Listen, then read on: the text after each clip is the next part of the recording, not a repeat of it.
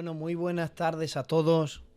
La verdad que es una bendición poder celebrar cultos con esta ímpetu, con esta alegría, con este entusiasmo que el Señor produce. Gracias, Miguel, por esa manera de moderar. Y gracias a nuestra hermana Amparo, gracias a nuestra hermana María, por bendecirnos de esa manera que nos bendicen, con esa forma de adorar que tienen tan genuina. Es una bendición porque hay cosas que uno puede imitar. Uno puede imitar una manera de cantar. Si alguien es experto con la voz y sabe del tema del cante, pues a lo mejor puede imitar una voz. Pero hay cosas que no se pueden imitar y es la adoración. La adoración no se puede imitar. Eso es algo que uno lo vive, que nace. Y cuando yo oigo no a cantantes, cuando oigo adoradores, adoradoras como las hermanas que nos han deleitado hoy. Eso es algo, hermanos, todo lo verdadero es bonito, es agradable y nos bendice. Bueno, deciros, antes de nada, decir, hermanos, que hay un problema con la nueva actualización de Zello, ¿vale? El problema que hay es que puede que ustedes me estén escuchando y en cualquier momento alguien deje de oírme, ¿vale? ¿Cómo se soluciona eso? Eso se soluciona cuando yo apago el micro y lo vuelvo a encender. Si yo no hago eso, el que deja de oírme ya no me va a oír hasta que yo apague y encienda el micro. Entonces, para que nadie pierda el hilo del mensaje, si en algún momento del mensaje usted deja de oírme, si puede poner ahí en el chat, al igual que muchas veces ponemos amén y escribimos algo, ponéis ahí, no escucho o no oigo, y yo apago el micro, lo enciendo y se soluciona. Así que, dicho esto, deciros, hermanos, que bueno, he estado desaparecido de los Zellos, cumplí algún compromiso que no podía cancelar, porque los hermanos llevaban muchísimo tiempo esperándome, y hablé con el pastor, detuve todos mis planes, 15-20 días. Ya saben ustedes que el mes pasado se me pidió mi celia, y bueno, no quería yo que cada vez que mi yerno viniera, pues estuviera yo encerrado en la habitación, y entonces un par de semanicas, que cuando el niño hubiera venido por aquí, pues que estuviera yo para atenderle, un par de semanas nada más, y luego, bueno, pues hacer nuestra vida, cumplir con nuestros compromisos, y por eso he estado desconectado prácticamente casi este mes. Prácticamente este mes he estado desconectado, pero bueno, ya estamos ubicados, estamos bien, muy contentos, hermanos, la verdad. Mi casa está pasando por un momento de mucha felicidad, hermanos. Dios me ha bendecido de una manera grandiosa, sin duda, hermanos, grandiosa, y muy contento y dando gracias a Dios por ello. Bueno, he estado meditando qué compartir con mi iglesia, como decía Miguel, con una iglesia maravillosa, porque yo la verdad que con orgullo, allí donde me invitan, ahora estamos dando seminario, lo paremos y lo hemos retomado, el día de ayer lo retomemos, dando seminarios en una iglesia que se llama la iglesia de Alcañil, por si alguien quiere buscarla por Zello. Estoy dando seminario todos los lunes, un escenario escatológico profundo, la escatología con detalles, y ya hemos dado 4 clases. Si alguien las quiere, pues yo las tengo en mi canal de YouTube y yo se las envío por si quieren estudiar la Biblia. Vamos a compartir un consejico. Vámonos al segundo libro de la Biblia, libro del Éxodo, y vámonos al capítulo 20. Libro de Éxodo, capítulo 20, dice así la palabra del Señor. Habló Dios todas las cosas, todas estas palabras diciendo: Yo soy Jehová tu Dios, que te saqué de la tierra de Egipto, de casa de servidumbre. Y dice el verso 3, este es el verso que vamos a leer, este verso que vamos a leer ahora es el texto en el que vamos a predicar y a desarrollar nuestro tema. Capítulo 20, verso 3 del Éxodo dice: No tendrás dioses ajenos delante de mí. Padre, en esta tarde te doy gracias por la oportunidad que tú me das de predicar en la iglesia, Señor, en la que tú me has plantado para servirles como uno más, Señor. Gracias por tenerme entre príncipes y princesas, Señor. Gracias por la iglesia del Campo del Ángel. Bendice al pastor, Señor. Bendice a mi pastor de una manera especial. Bendice a los ancianos. Qué alegría, Señor, me da de ver que el tío Manolo está conectado. Gracias por la ancianidad, Señor, que se actualizan porque tienen deseo de ti, Señor. Gracias por el tío Eugenio. Gracias por cada uno de mis ancianos, mis ancianas, Señor, porque tú les llenas de deseo y de pasión por tus cosas. Ayúdanos a no descuidarnos jamás, Señor. Gracias en esta tarde por todos los conectados. Dame facilidad de palabra y que tu palabra corra y sea glorificada, Señor, en esta tarde. Te doy gracias en el nombre de Jesús. Amén. Verán, para desarrollar este tema tengo que aclarar algunas cosas. La primera es que en la Biblia, a lo largo de la Biblia, encontramos que Dios hace algo en la historia con el ser humano. Y es que a lo largo de los tiempos, Dios ha establecido diferentes pactos con los hombres. El conocer los pactos que Dios ha establecido es muy importante para entender las Sagradas Escrituras. Si desconocemos los pactos,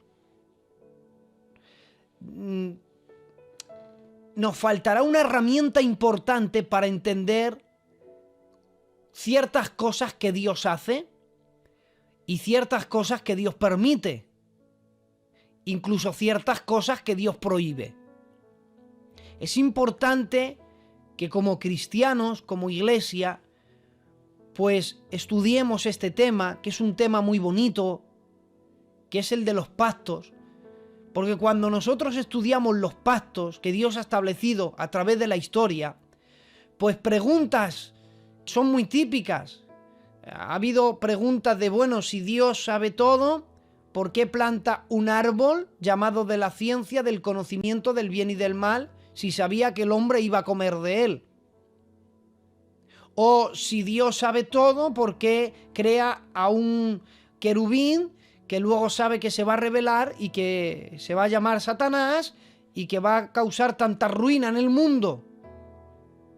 Entonces, a causa del desconocimiento de los pactos que Dios ha hecho a través de la historia, surgen estas preguntas.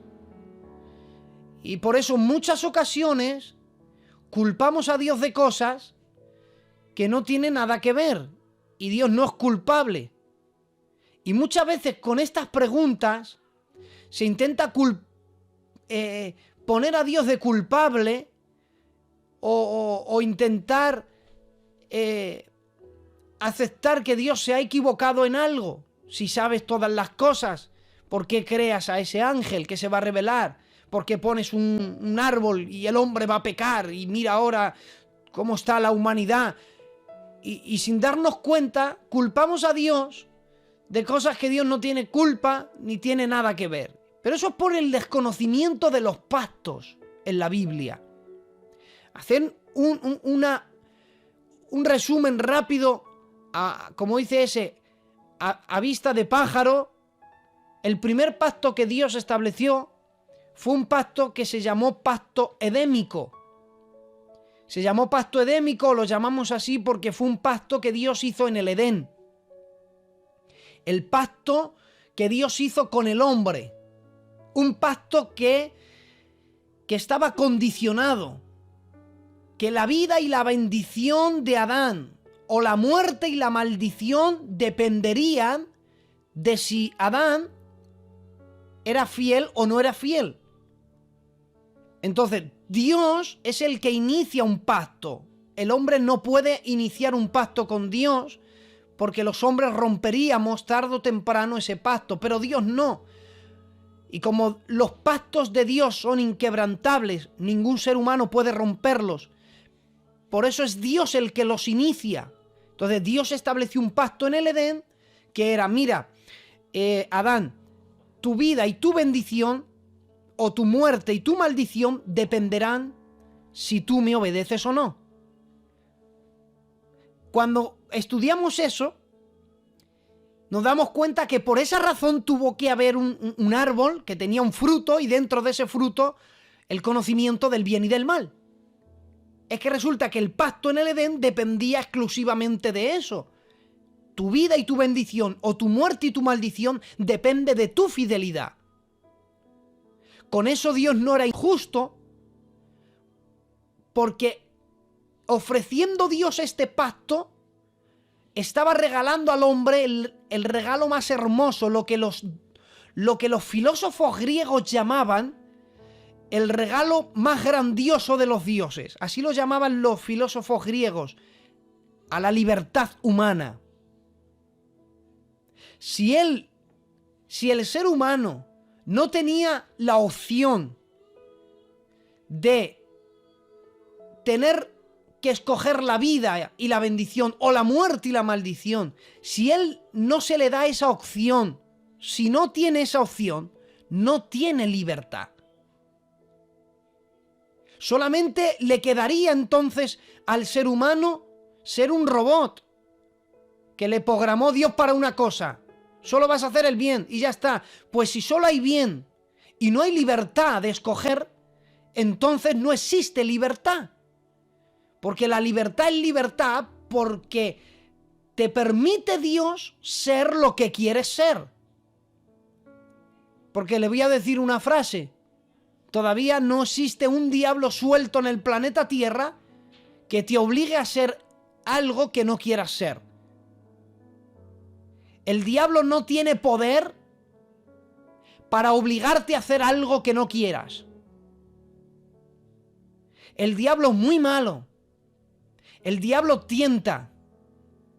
El diablo está para robar, para matar, para destruir. Pero el diablo jamás controlará la voluntad humana. Y la última palabra la tiene el ser humano. El diablo no es quien para jugar con la libertad del hombre. Por eso tenemos algo que Dios nos ha regalado, que es la libertad, el libre albedrío. Tenemos poder de decisión. Es Dios, hermanos, es Dios, que es el creador de el hombre.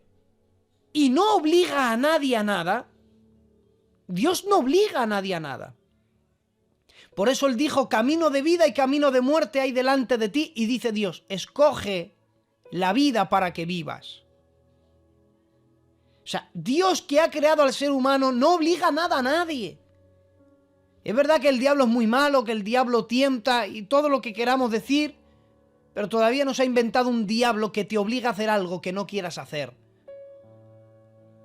Por eso cuando conocemos los pactos, dejamos de echar las culpas a todo el mundo.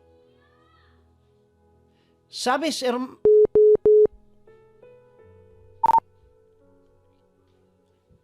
Seguimos. Cuando conocemos los pactos, dejamos de echar las culpas a la gente. Es verdad que te encontrarás en la vida con gente mala, con gente que puede hacerte la vida imposible. Y está bien, yo no dudo de eso. Pero un día leí una historia interesante que es digna de reflexionar. Se cuenta que cuando los alemanes conquistaron Polonia o fueron a Polonia y cogieron a unos judíos polacos, entre ellos había uno que era millonario, le sacaron de su mansión, le quitaron todo y le llevaron a uno de los campos de concentración y allí los torturaban.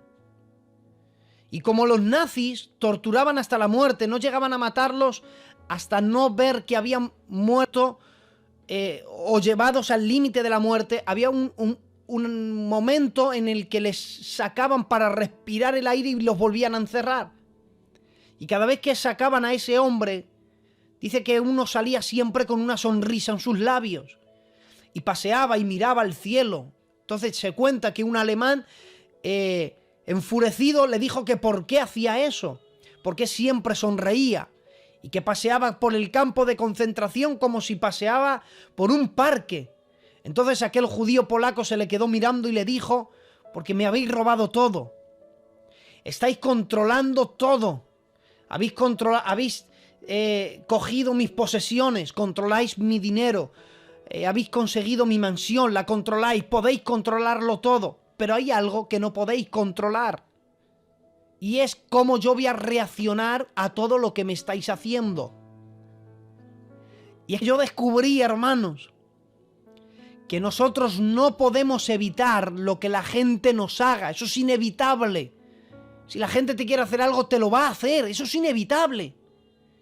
Lo que nadie puede, lo que yo puedo controlar es cómo yo reacciono a todo lo que a mí me acontece. Y todo esto lo entendemos cuando entendemos los pactos.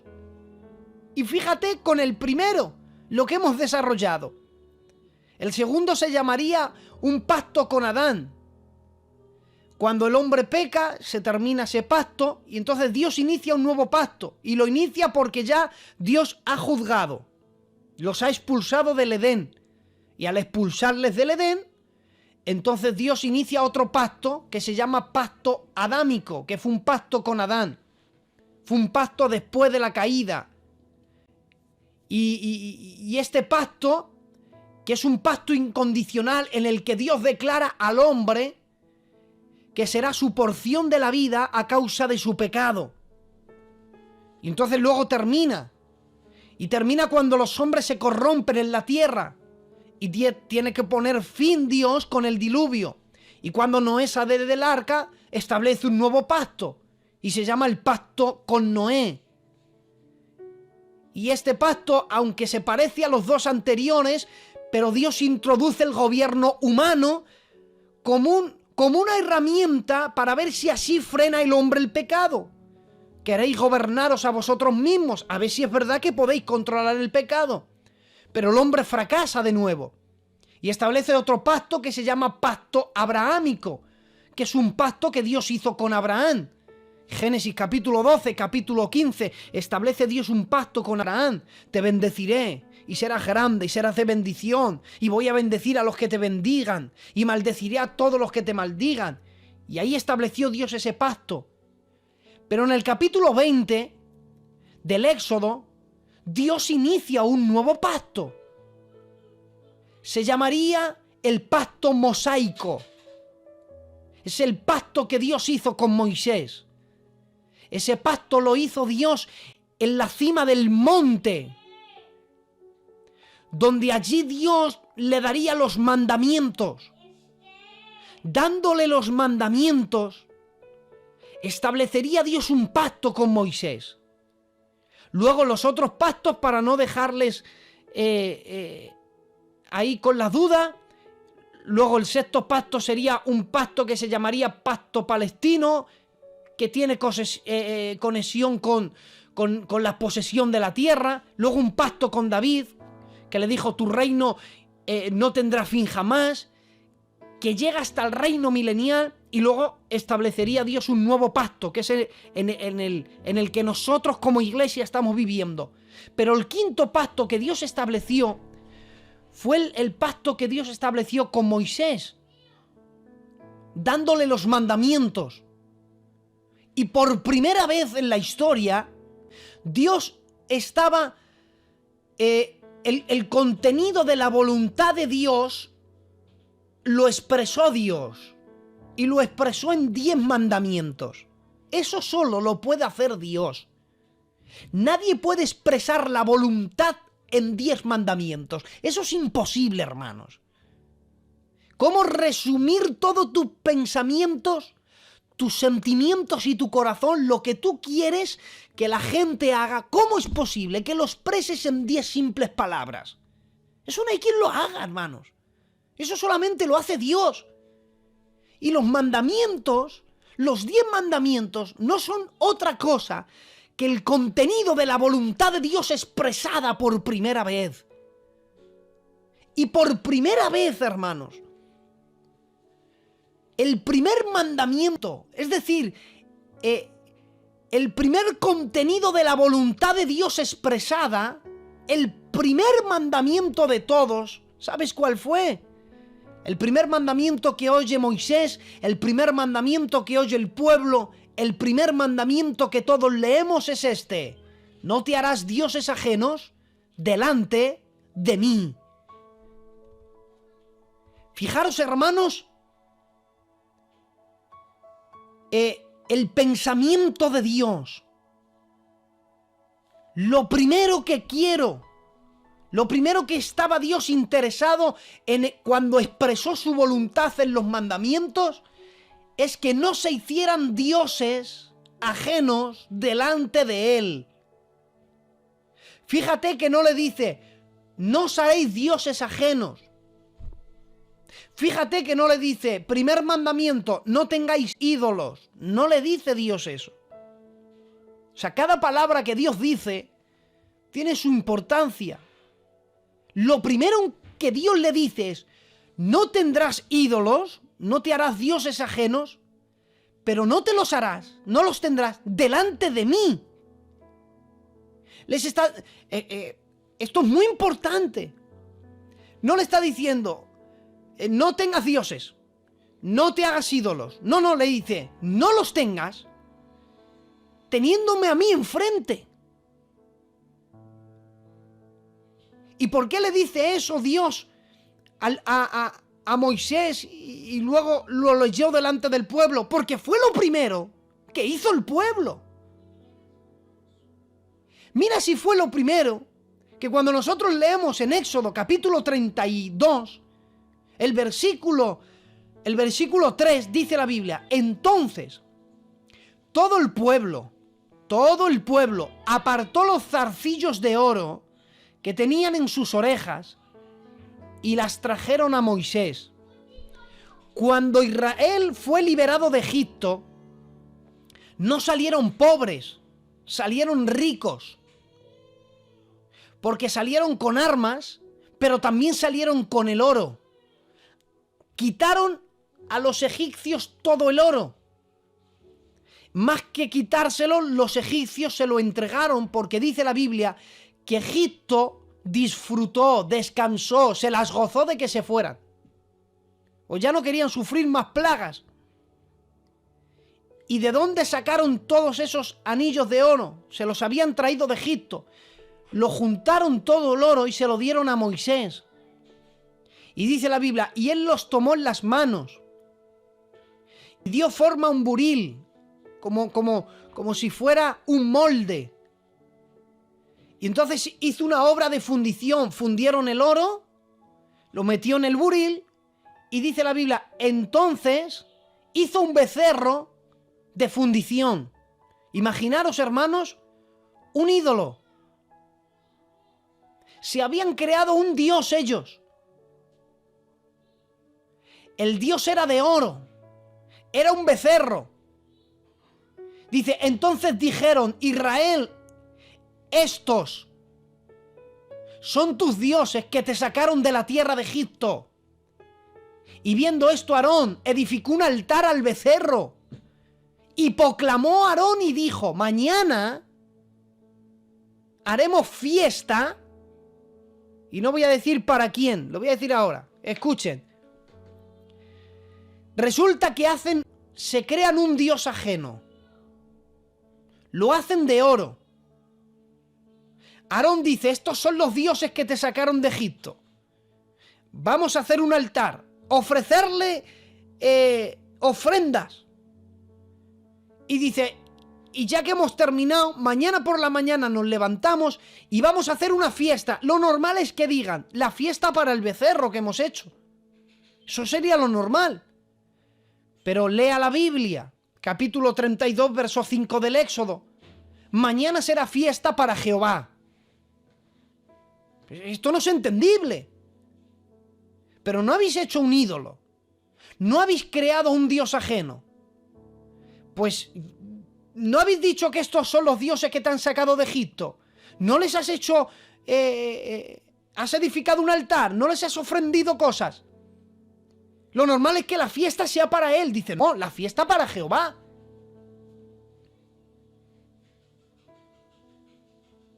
Ellos se encontraban en las faldas del monte Sinaí. ¿Sabes quién estaba en la cumbre del monte? En la cumbre del monte estaba Moisés. Y allí pasó Moisés 40 días y 40 noches con el Eterno. Y tenía a Dios en el monte. Porque la Biblia dice que a ojos del pueblo había descendido al monte. Pero capítulo 32, verso 1 del Éxodo dice, viendo el pueblo que Moisés tardaba en bajar del monte, le dijo a Aarón, haznos dioses. Porque como tarda en venir tu hermano, haznos dioses. Pero no quisieron tener ese Dios exclusivo. Dijo, no, tú nos haces un Dios que veamos, un Dios que podamos ir y estar con él, pero también queremos a Dios. Queremos a Dios en lo alto del monte, pero queremos este Dios ajeno tenerlo cerca. Y yo quiero tener a Dios en el monte, porque Dios es grande. Él ha descendido en medio de truenos, de relámpagos, y Dios es poderoso. Pero también quiero tener mi ídolo, que yo pueda verlo, que pueda ir todos los días, que le pueda ofrendar, que pueda tirar al altar cosas, que lo pueda tocar. Yo quiero este, pero también quiero al otro, quiero a los dos.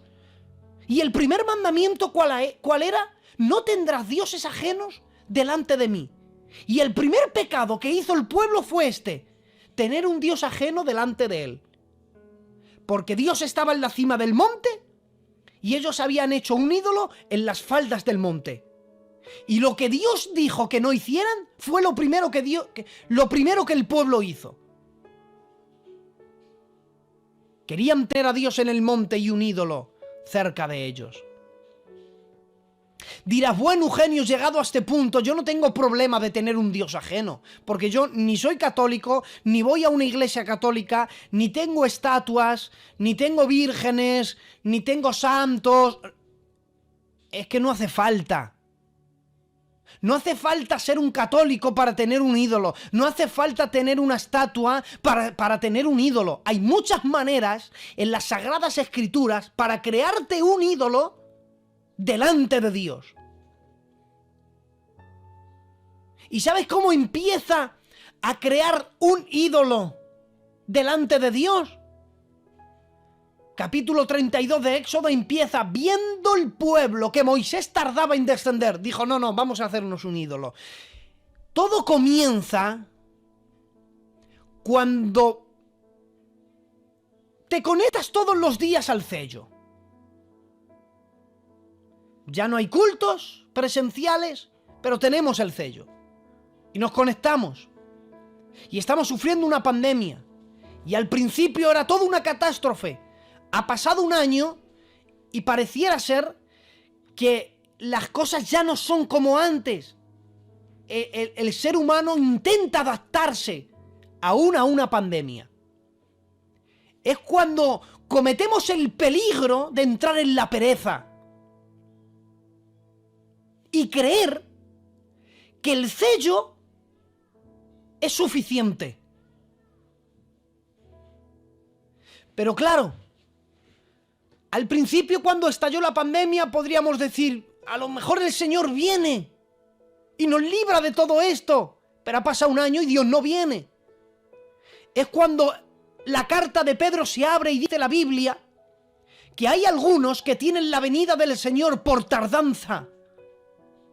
Entonces ahí es donde muchos de la iglesia, y hablo a nivel general, donde muchos cristianos tropiezan o tropezamos, hermanos, diciendo el Señor no va a venir.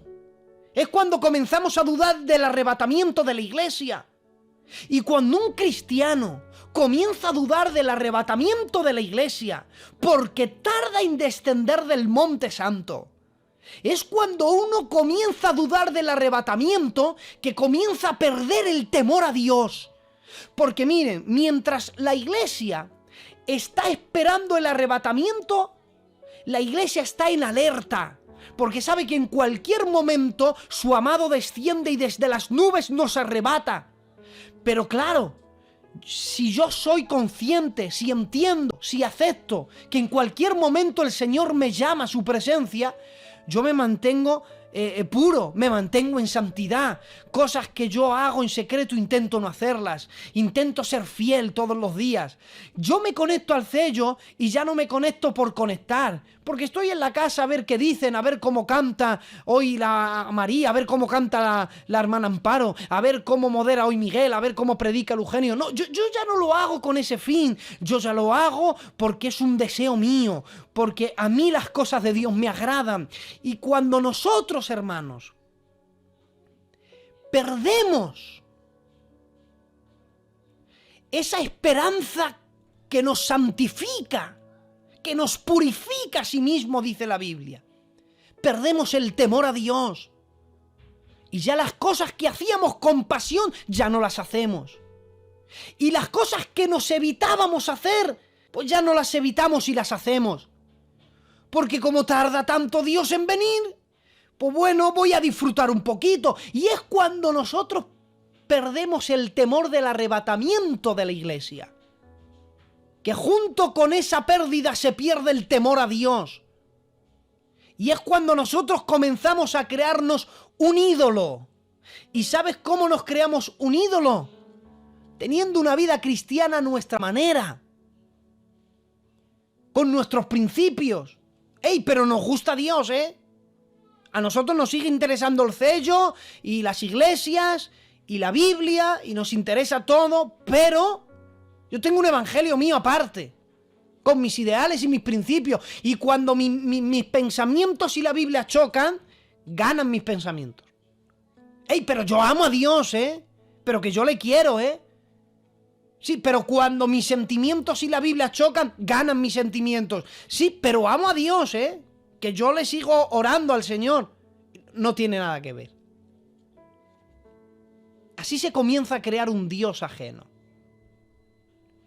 Dice capítulo 6, verso 6 de Efesios, no sirviendo al ojo, como los que agradan a los hombres. Servir. Cuando uno se hace un ídolo, se inclina a él para servirlo. Cuando nosotros servimos, nos inclinamos solo a lo que vemos. Y vemos el pecado y nos inclinamos, vemos el pecado, nos inclinamos, sirviendo al ojo como los que agradan a los hombres. Estamos creándonos un Dios ajeno. Mira lo que dice Jueces capítulo 2 verso 19. Mas acontecía que al morir el juez, ellos volvían atrás y se corrompían más que sus padres sirviendo a dioses ajenos. Y como yo he perdido el temor a Dios, ya el pastor no me ve porque los cultos en las iglesias han muerto. Y como han muerto, entonces me vuelvo atrás. Y claro, antes me podían ver, como ahora no me ven, pues ahora yo puedo hacer lo que quiera, me puedo corromper un poquito. Es así como se sirve a los dioses ajenos. Mira lo que dice Deuteronomio.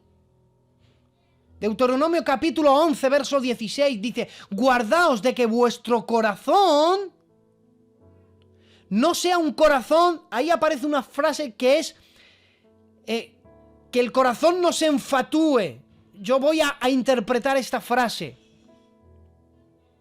El texto vendría a decir lo siguiente: guardaos de que vuestro corazón no se orgullezca en excesivo por vuestras propias cualidades y sirváis a dioses ajenos. Está diciendo Dios, tener cuidado, que si mientras me tenéis a vuestro lado, permitís que el orgullo entre en vuestro corazón y empezáis a creer que vosotros sois suficientes, que basta con vuestro conocimiento, que basta con lo que eres. Y esto es algo, por ejemplo, que me lo voy... Miguel, confírmame si lo escuchas, me lo escribes ahí. Esto es algo que me lo voy a decir yo personalmente. Eugenio, cuídate, que me tienes a tu lado, pero cuídate de que el orgullo no entre en tu corazón. Y te creas ahora que porque una iglesia de 500 kilómetros te ha pedido que le des seminario, pues ya lo tienes todo, Eugenio. Cuídate, Eugenio, de que te inviten y salgas en YouTube. Cuídate, que el orgullo no entre en tu corazón y te creas que eso es suficiente. Cuídate de leer solo la Biblia para predicar. Cuídate, Eugenio, de todo eso. O cuídate de acercarte a mí y orar solamente para pedirme cosas. Cuídate de todo eso, Eugenio, me dice Dios. Cuídate de que el orgullo no entre. Porque cuando el orgullo entra en el corazón de una persona, esa persona se crea un dios. Esto es lo que le pasó a Nabucodonosor. Él miró a Babilonia y dijo: todo esto lo he hecho yo con el brazo de mi poder. Y entonces él mandó levantar una estatua suya de oro puro. Y era algo de él. Y mandó que todos le adorasen. Porque cuando el orgullo entra en el corazón de una persona, comienza a crear un dios ajeno delante de él. Y termino. El problema no está en que por error o por luchas hagamos hecho esto. El error está en no reconocer nuestro estado. Eso es lo que le pasó a Aarón. ¿Quién hizo el becerro de oro? Lo hizo Aarón. Le trajeron a él el oro y él lo hizo. Mira lo que dice Éxodo 32:4. Y Aarón tomó de las manos de ellos, dio forma con buril e hizo con ello un becerro de fundición. Mira lo que dice el verso 24. Cuando Moisés baja y dice: ¿qué habéis hecho? Aarón, ¿qué has hecho? Dice: y yo le respondí: ¿quién tiene oro? Apartarlo. Y me lo dieron, y lo eché en el fuego, y salió un becerro. Cuando Moisés baja, porque Dios le dice: Moisés, desciende, porque el pueblo se desenfrena, han creado un ídolo delante de mí, y es lo primero que yo les dije que no hicieran. Y él desciende y le dice a Aarón: ¿pero qué has hecho? En vez de reconocerlo, dice: no, yo no he hecho nada. A mí me han traído el oro, yo lo he tirado al fuego y ha salido un becerro. Ah, es que ahora el fuego da forma y hace ídolos. El fuego no lo hizo. Si has sido tú. Reconócelo, que has sido tú. El problema está en no saber reconocer nuestro estado, que si nosotros reconocemos, y da igual la situación en la que nosotros nos encontremos, Dios nos va a sanar, nos va a limpiar, nos va a perdonar, y Dios va a comenzar una nueva historia con nosotros. Que Dios se deleita en hacer misericordia, que Él disfruta perdonándote. Y mejor es vivir sirviendo a Dios, esforzándonos todos los días a permitir que el orgullo entre, que creamos un Dios ajeno, porque las consecuencias de tener un Dios ajeno son terribles. Termino con 3 textos leídos. Deuteronomio capítulo 31, verso 18 dice: pero ciertamente yo esconderé mi rostro aquel día por todo el mal que ellos habrán hecho por haberse vuelto a dioses ajenos. A veces buscamos a Dios y no le encontramos. Y por más que le oramos, no le encontramos. Hay muchas razones, hermanos. Pero una de ellas es porque a veces tenemos un Dios ajeno delante de Él. Josué capítulo 23. Si traspasarais el pacto de Jehová que os ha mandado, yendo tras dioses ajenos, entonces la ira de Jehová se encenderá contra vosotros. Si estudiáramos el carácter de Dios, cómo es Dios, hermanos, entenderíamos que con Dios no se juega. Jueces capítulo 10, verso 13 y termino. Mas vosotros me habéis dejado, habéis servido a dioses ajenos, por tanto yo no os libraré más. Eso son consecuencias de tener un Dios ajeno. Que luego Dios dice, bueno, pues que te libre el Dios ajeno al que sirves. Es que ellos habían proclamado que había sido, fíjate, lo habían creado ahora mismo, y en ese momento dijo, tú nos has sacado de Egipto, vamos, ¿será ya el pueblo? Bueno, pues si es así, es como cuando dijeron, Samuel, queremos un rey como los demás. Y Samuel llora. Y Dios le dice, déjalo, no lloré, Samuel. Yo les voy a dar el mejor rey. Pero diles que cuando el rey les meta en batalla o les pide tributo, que a mí no vengan a quejarse, que se quejen a su rey. Pues esto es lo mismo. Cuando nosotros queremos tener una doble vida y servir al pecado y querer tener comunión con Dios, luego nos pasa cosas y Dios dice, no, si conmigo no quieres cuentas. Que Dios nos ayude a no dejarnos arrastrar por dioses ajenos. Yo espero en esta tarde haber sido claro. Era lo que Dios había puesto en mi corazón. He intentado explicarlo de una manera sencilla para que ustedes me entiendan. Y mi única intención, iglesia, es hacerles bien. Este mensaje yo no lo he predicado en ningún canal de Cello. Estos son mensajes de casa que yo predico con los míos. Que Dios nos ayude, hermanos. Vamos a intentar servir a Dios en todo lo que podamos. Pongamos todo nuestro esfuerzo, todo nuestro empeño. Esto es una batalla diaria. Cuando nos levantamos comienza, cuando nos dormimos termina y al día siguiente vuelto a empezar. Que Dios os bendiga. Y adelante, Miguel, adelante con el final de este culto, compañero.